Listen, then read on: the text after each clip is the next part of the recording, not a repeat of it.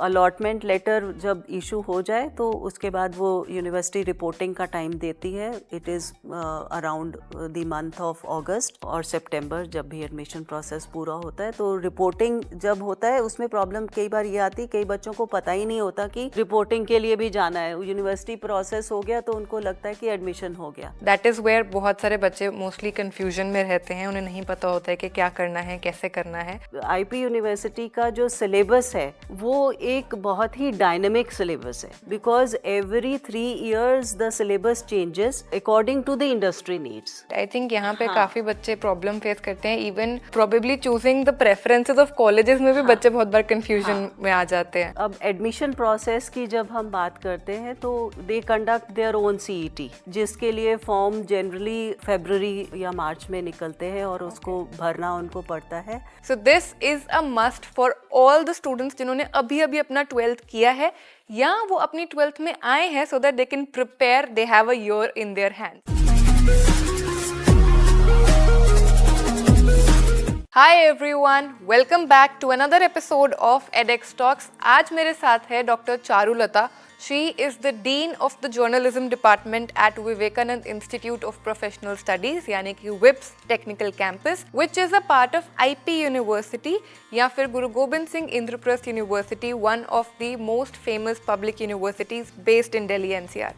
ये video specially लाई जा रही है बिकॉज 12th क्लास के बोर्ड्स हो चुके हैं, अपकमिंग एग्जाम्स हैं CUET and IPU CET and a lot of students look forward to getting into such universities. So this is a must for all the students जिन्होंने अभी अभी अपना 12th किया है या वो अपनी 12th में आए हैं, so that they can prepare, they have a year in their hands. First of all, thank you so much, ma'am, for taking out time being with us here. Before we start, I'd let you know what all we will cover in this video. हम इसमें IP university की बात करने वाले हैं, public universities और private sector में जो डिफरेंसेस हैं उसकी बात करने वाले हैं. आप कैसे IP यूनिवर्सिटी टारगेट कर सकते हैं, क्रैक कर सकते हैं, क्या एडमिशन प्रोसीजर्स हैं, क्या स्पेशल है आपके लिए जो ऐसी यूनिवर्सिटीज़ में वेट कर रहा है. So without any delays can we start the conversation, ma'am? Yeah, sure. Thank you. And first of all, I would like to thank you for, interacting with me. And when we talk about IP University, and especially in Delhi, I think this is the university which the Delhi students look for. 1998 में जैसे ये university establish हुई और उसके बाद मैंने इसमें growth देखी है. बहुत सारे कोर्सेज इसमें इंट्रोड्यूस हुए और बहुत सारा the growth of the university I have seen as part of Vivekananda institute of professional studies, which has been part of जो यूनिवर्सिटी के साथ जैसे शुरू से जुड़े रहे हैं. तो एक साथ ही इंस्टीट्यूट का और यूनिवर्सिटी का ग्रोथ हुआ है और साथ में हमारा भी, because few of the faculty members including me, हम लोग 2002 से IP यूनिवर्सिटी के साथ जुड़ी हुई हूँ. और तो ओवर द इयर्स हमने बहुत सारा इसमें ग्रोथ देखा है. द स्टूडेंट्स, बहुत सारे स्टूडेंट्स जो हैं वो यहाँ से हर इंडस्ट्री में काम कर रहे हैं. तो अगर हम यूनिवर्सिटी की जब हम बात करते हैं तो 2 चीज़ें मेन हैं. एक तो इसका आइडियोलॉजी जो हमने बताया कि हम सोसाइटी को क्या दे रहे हैं. Education means giving back to the society. तो उस ऑब्जेक्टिव के साथ, और जब हम प्रोग्राम्स की बात करें तो अगर यूनिवर्सिटी की बात कर रहे हैं तो वो टीचिंग यूनिवर्सिटी भी है और एफिलिएटिंग यूनिवर्सिटी भी है. तो टीचिंग यूनिवर्सिटी जब हम कहते हैं तो टीचिंग यूनिवर्सिटी मतलब यूनिवर्सिटी के पास अपने पास ही अंडर ग्रेड, पोस्ट ग्रेड या PhD के प्रोग्राम्स हैं जो वो कंडक्ट कराते हैं और वहीं पे उनकी पढ़ाई होती है. अराउंड 15 उनके अपने स्कूल्स हैं डिफरेंट डिसिप्लिन्स के, जहाँ पे UG, PG, PhD लेवल की पढ़ाई होती है. सेकेंडली एफिलिएटिंग यूनिवर्सिटी भी है. तो जब हम एफिलिएटिंग यूनिवर्सिटी की बात करते हैं तो उसमें बहुत सारे इंस्टीट्यूट्स और कॉलेजेस एफिलिएटेड हैं IP यूनिवर्सिटी से, गुरु गोबिंद सिंह इंद्रप्रस्थ यूनिवर्सिटी से.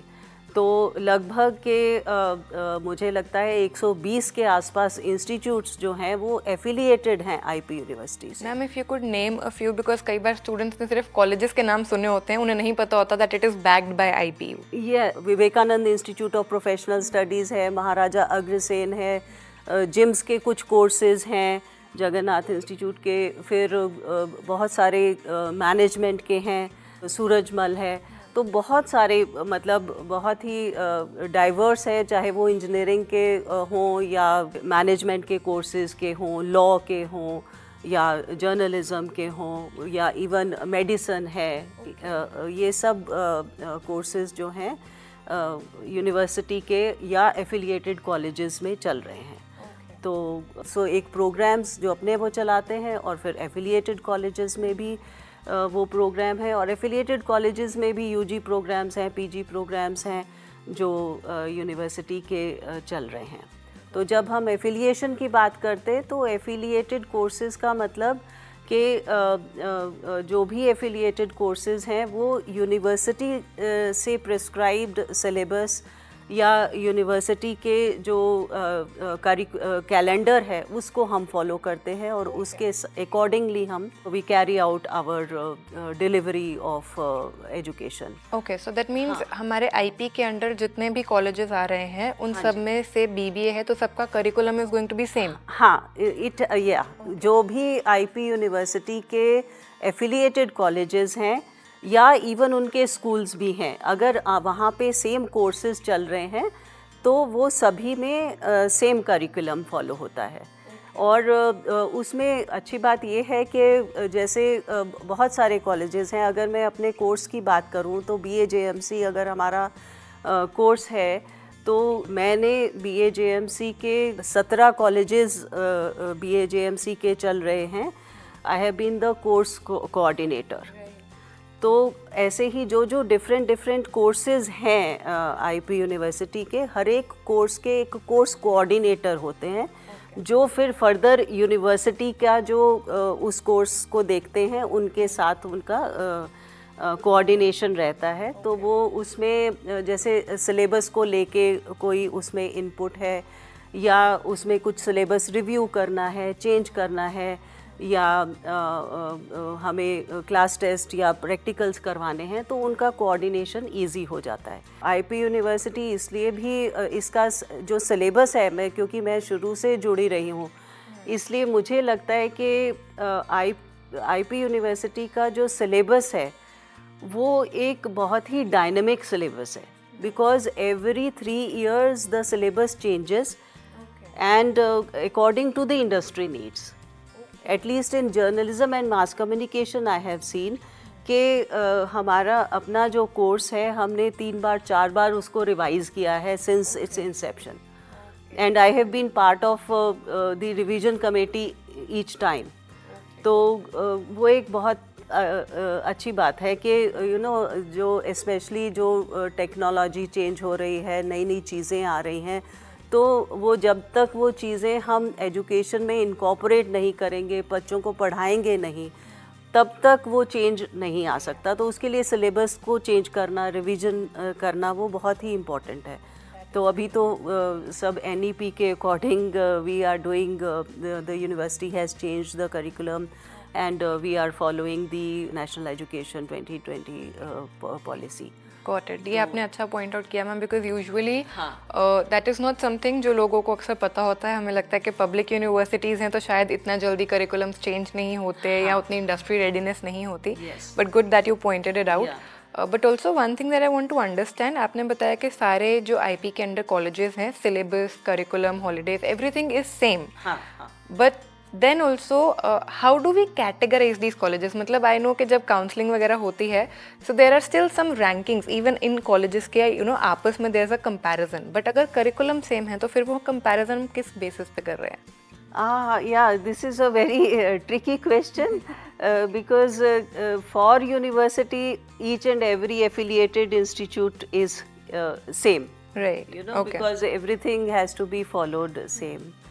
लेकिन क्या होता है कि अभी social media and online people remain connected and therefore it is through the word of mouth that we come to know which course, which institute, and the younger generation is much aware and they believe much on the reviews, etc. So उसके basis पे भी होता है, plus one has to deliver.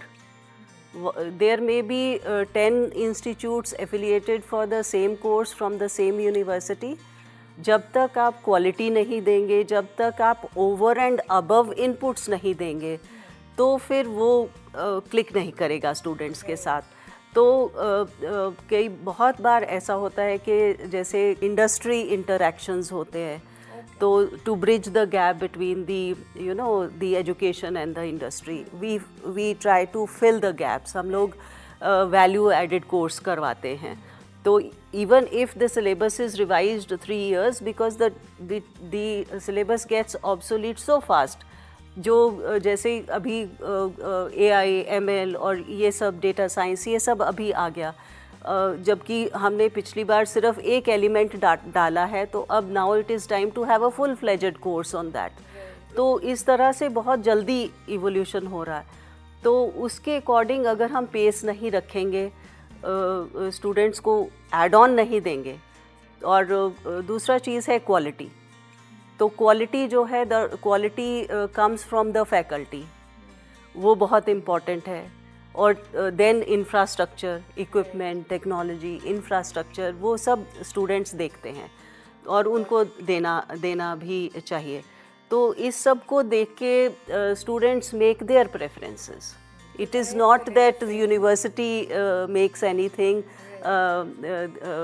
उनके लिए सब बराबर हैं, लेकिन students make choices based on the quality education, based on the quality of the faculty, based on the content which is being provided, the industry engagements, the placements, value added courses, collaborations. So there are lot of things, lot of activities. तो ये सब देख के जो है student अपनी preferences किसी college के लिए बनाते हैं. तो अगर मैं देखूँ तो विप्स इज़ हमारे पास 7 डिफरेंट स्कूल्स हैं और सातों ही बेस्ट प्रेफर्ड हैं. हमारा BJMC जो है, दैट इज़ जब से हमने सिंस इट्स इंसेप्शन 2000 ऑनवर्ड्स, 2005 में हमारा सबसे पहला बैच निकला. तो 2005 से लेके आज 2025 तक we are the first preferred choice of students for journalism education. Same is for law and followed by the business studies and all other courses also. So this is how the year after year, but to stay to be the first preferred is lot of hard work and lot of dedication, lot of vision of the management, how to be there and what exactly we are giving to the students and how it has to be given.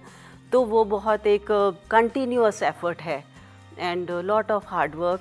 और वो जब students हमें prefer करते हैं, हमसे हमारी seat सबसे पहले भर जाती हैं, तो that is a sense of pride and sense of fulfilment के हमने कुछ किया.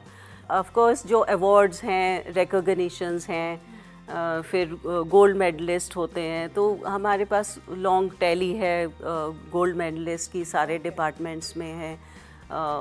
सो ये सब मैटर करता है. फॉर लॉ, इफ़ आई से 47 our alumni are in judicial services.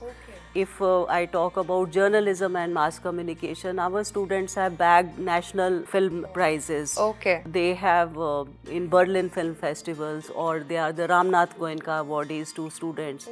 Our students are working in United Nations. So this is how they are spread all across, and they bring back the laurels to us. And the budding students who are taking admissions, this is what is the inspiration for them. They look forward to all this. And ma'am, because आपने already इतनी सारी चीज़ें mention कर दी हैं, वैसे ही बच्चों में बहुत ज़्यादा इंटरेस्ट होता है, एंथुजियाज्म होता है कि IP यूनिवर्सिटी क्रैक करना है, if you can share some maybe insights, एक तो एडमिशन प्रोसीजर क्या होता है, कैसे बच्चे अप्लाई कर सकते हैं, and also any tips particularly के जो बच्चा अभी मे बी 12th में है और वो आईपी को टारगेट कर रहा है, उसकी प्रेपरेशन कैसे होनी चाहिए? या तो प्रेपरेशन आई थिंक अब एडमिशन प्रोसेस की जब हम बात करते हैं तो एडमिशन आईपी यूनिवर्सिटी के लिए they conduct their own CET.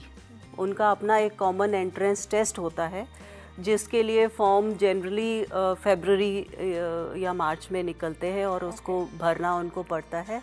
दूसरी चीज़ ये है कि सारा ही प्रोसीजर ऑनलाइन है, तो ऑनलाइन ही उनको एप्लीकेशन भर के देना है और उसके बाद जो कॉमन एंट्रेंस टेस्ट है डिफरेंट कोर्सेज़ के लिए उसका डेट वो देंगे।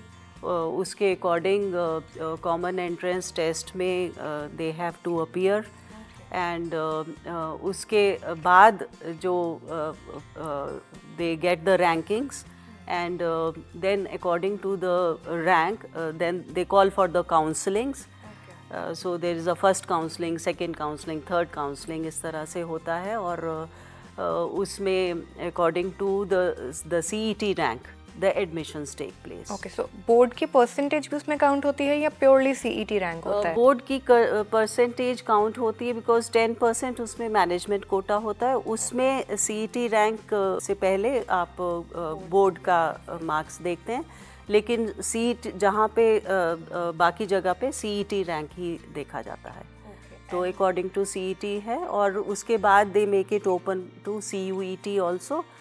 हाँ, या नेशनल लेवल के जो भी एंट्रेंस टेस्ट है उसके लिए वो ओपन कर देते हैं। ओके, एंड सीईटी का जो एग्ज़ाम है उसका सिलेबस इज सेम एज जो हमारे बोर्ड्स का सिलेबस होता है? A little bit about pattern if you can share. It is objective type, it is multiple choice question. So जो सीईटी के लिए जो भी बच्चे अपीयर हो रहे हैं उसके लिए ज़रूरी यही है कि जो भी सब्जेक्ट है उस सब्जेक्ट का नॉलेज उनको हो और उससे भी ज़्यादा मैं कहूँगी कि जनरल नॉलेज जो है और न्यूज़पेपर पढ़ें। हर एक subject is being covered in the newspapers, चाहे वो इकोनॉमिक्स है, चाहे वो मेडिसन भी हो या कोई और सब्जेक्ट है, जर्नलिज्म ऑफ कोर्स है ही।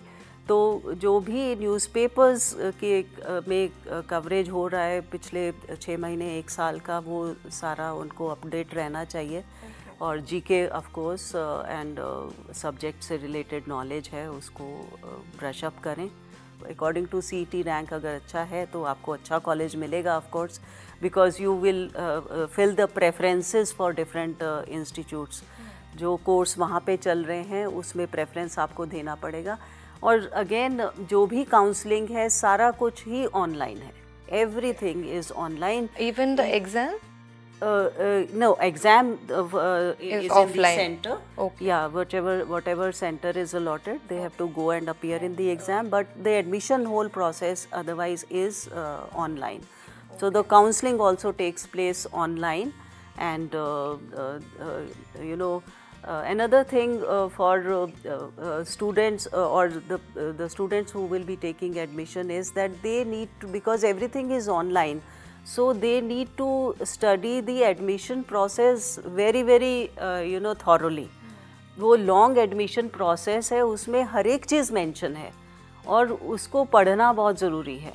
राइट, आई थिंक यहाँ पे काफ़ी बच्चे प्रॉब्लम फेस करते हैं। Even probably choosing the preferences of colleges में भी बच्चे बहुत बार कंफ्यूजन में आ जाते हैं। हाँ, तो वो उनको पूरा प्रोसीजर क्या है उसको पढ़ें और अपने जो उनके डॉक्यूमेंट्स हैं, क्या डॉक्यूमेंट्स उनको यूनिवर्सिटी में सबमिट करने हैं, क्या फर्दर इंस्टीट्यूट्स में सबमिट करने हैं। सो डॉक्यूमेंट जो हैं वो भी रेडी रखना और उनकी फ़ोटोकॉपीज़ को रेडी रखना बहुत ज़रूरी है, क्योंकि कुछ डॉक्यूमेंट्स जो यूनिवर्सिटी एडमिशन होता है तो उस टाइम पे उनको दिखाने होते हैं।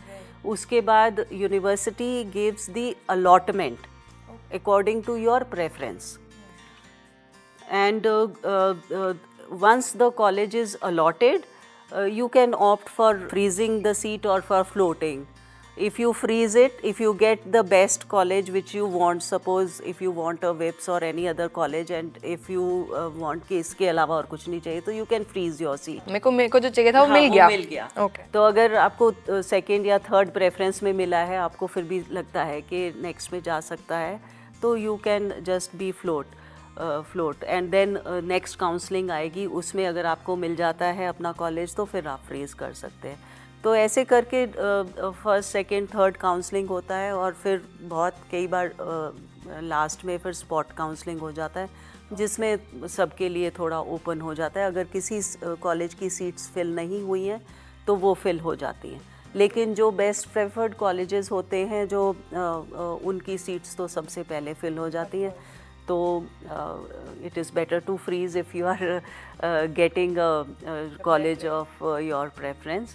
So yeah, तो that जो मैं आपको बता रही थी कि पहले जब यूनिवर्सिटी का प्रोसेस हो जाएगा तो वो अलॉटमेंट लेटर इशू करते हैं और फिर वो अलॉटमेंट लेटर लेके आपको इंस्टीट्यूट में रिपोर्ट करना होता है. वो रिपोर्टिंग का भी यूनिवर्सिटी टाइम देती है और वो यूनिवर्सिटी के नोटिसेस में उसी में आता है कि किस डेट से किस डेट तक आपको रिपोर्ट करना है कॉलेज में.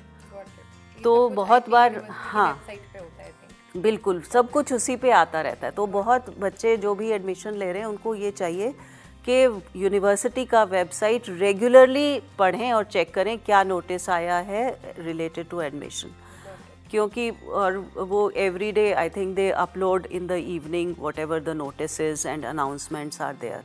तो वो चेक करना बहुत ज़रूरी है. तो अलॉटमेंट लेटर जब इशू हो जाए तो उसके बाद वो यूनिवर्सिटी रिपोर्टिंग का टाइम देती है. It is around the month of अगस्त और सितंबर जब भी एडमिशन प्रोसेस पूरा होता है. तो रिपोर्टिंग जब होता है उसमें प्रॉब्लम कई बार ये आती है, कई बच्चों को पता ही नहीं होता कि रिपोर्टिंग के लिए भी जाना है. यूनिवर्सिटी प्रोसेस हो गया तो उनको लगता है कि एडमिशन हो गया, पर ऐसा नहीं है.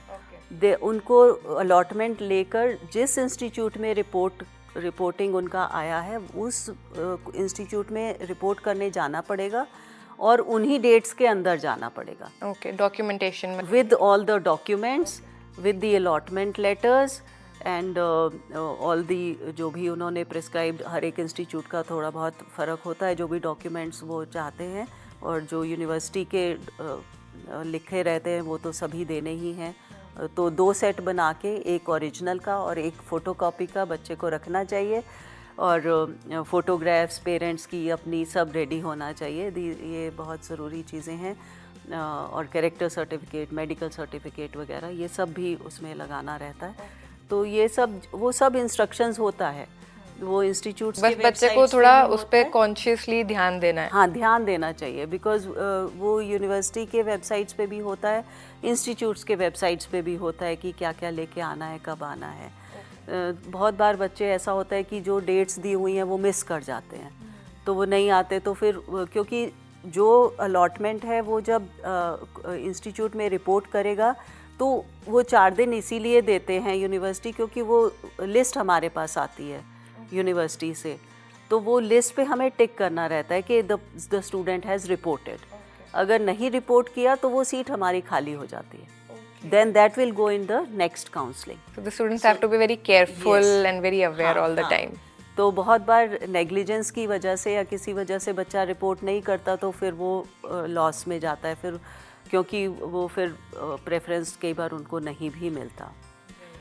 दूसरा एक चीज़ जो, तो एक डॉक्यूमेंटेशन की बात थी. दूसरा एक चीज़ जो मैं कहना चाहूँगी, at the time of filling preferences जो स्टूडेंट्स देते हैं उसमें जो, बिकॉज़ ये जो यूनिवर्सिटी है प्रोफेशनल यूनिवर्सिटी है, plus it is the university created for giving opportunity to the Delhi students.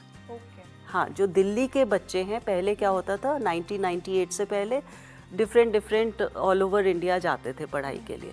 तो ये यूनिवर्सिटी का मेन ऑब्जेक्टिव ये भी था कि दिल्ली के जो बच्चे हैं उनको अपॉर्चुनिटी पहले मिले पढ़ाई का.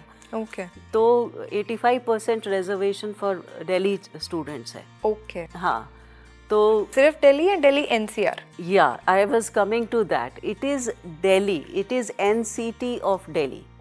करेक्ट, तो उसमें लोग बच्चे बहुत कई बार कंफ्यूज करते हैं, इवन पेरेंट्स जब फॉर्म फिल करते हैं तो उसमें हमें ये देना भरना होता है कि आप एनसीटी से हो या मतलब आउटसाइड दिल्ली हो या आउटसाइड दिल्ली। तो उसमें NCT Delhi means Delhi.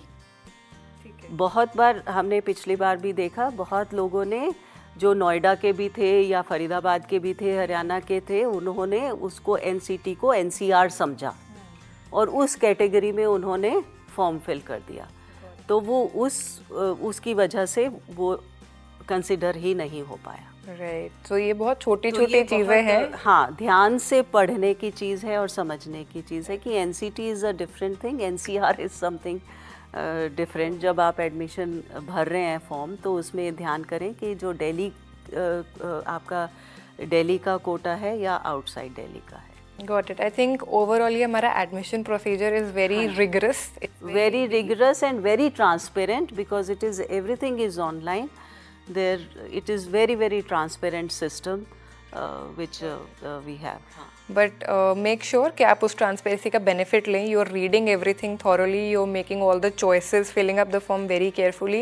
And अगर आप कहीं पे भी कंफ्यूज्ड हैं, do not hesitate to take an maybe assistance from an expert before filling that form. ऐसे ही मस्ती में नहीं भर दीजिएगा, because as ma'am has already share there are cases where you might not get your preference और even miss out on your seat. So make sure you are doing everything in the procedure very carefully, पूरी awareness के साथ। और अगर आपको लगे आप किसी एक्सपर्ट की हेल्प उसमें ज़रूर ले सकते हैं। Before we wrap this up ma'am, one more thing that I would like to understand from you is in the last years हमारे पास प्राइवेट इंस्टीट्यूशंस का जो नंबर है that has gone up rapidly. जैसे कि आपने बताया 1998 से पहले प्रॉबेबली उतना नहीं था, right? But with that is there a shift we are seeing कि हमारे पास पब्लिक यूनिवर्सिटीज़ में भी जैसा में भी अपॉर्चुनिटीज़ हैं या जैसा स्टूडेंट लॉट है या एजुकेशन के पर्सपेक्टिव से, स्टूडेंट्स के पर्सपेक्टिव से, how is the landscape overall? देखिए, मुझे लगता है कि it is a move towards towards private in the sense that we need to be self funded, चाहे वो पब्लिक यूनिवर्सिटीज़ हों, वो भी उस मोड में जा रहे हैं। हाँ, सो धीरे धीरे according to NEP also it says that more autonomy has to be given to the institute. So धीरे धीरे every institute will become autonomous. Ultimately it is a very competitive environment, and if you need to survive in that competition you have to deliver the quality, and if you are delivering the quality it doesn't come for free, so it comes for some cost. So but so in that process the move according to NEP is also towards autonomy and giving freedom to the institutes for bringing out new courses, for bringing out creativity or innovation, all this. So that can happen if the freedom is given. For the affiliated colleges, we have whatever syllabus is there, so we have to teach that only. We can obviously, to be more preferred, we give value add, we do activities, we have student activities, inputs, industry inputs, collaborations, Indian हो या foreign हो, तो वो सब हम करते हैं. But if it is an autonomous institution, then one can create their own programs. We can keep more pace with the technological developments. So like that, it gives more freedom to do various more things. And when the freedom is given, obviously it will add to the development and to the idea of developed India by 2047 as per our Prime Minister Shri Narendra Modi. So if we want to achieve that, I think the autonomy or the private independence has to be given to the educational institutions to keep pace with the growing trends, Thank you so much, ma'am. आपने ये सारी insights share की, especially on the admission procedure, on the requirements, because that is where बहुत सारे बच्चे mostly confusion में रहते हैं, उन्हें नहीं पता होता है कि क्या करना है, कैसे करना है. So thank you for sharing all that with our audience. And I hope that this video is going to be helpful for you. Save it, because जब आपके forms release होंगे, जब आपका exam होगा, this is going to be really helpful for you. And if you're somebody who's just come in grade 12th and you're targeting universities like IP or DU, आप इसके basis पे अपनी preparation अभी से start कर सकते हैं. And all the best for whatever you have planned in your future and whatever you get, right? If you have any other topic that you would like us to cover, put it in the comments, like and share this video, subscribe to the channel. Thank you so much.